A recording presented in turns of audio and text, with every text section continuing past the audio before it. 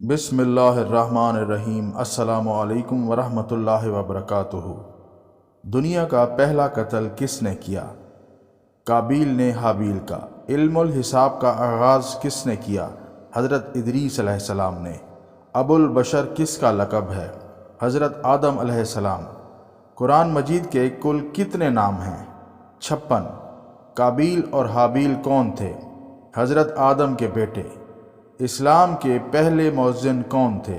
حضرت بلال رضی اللہ تعالیٰ عنہ۔ قرآن مجید میں رکوع کی تعداد کیا ہے؟ 558۔ قرآن مجید میں کتنی منزلیں ہیں؟ 7۔ قرآن مجید کتنے عرصے میں نازل ہوا؟ 22 سال 5 ماہ 14 دن۔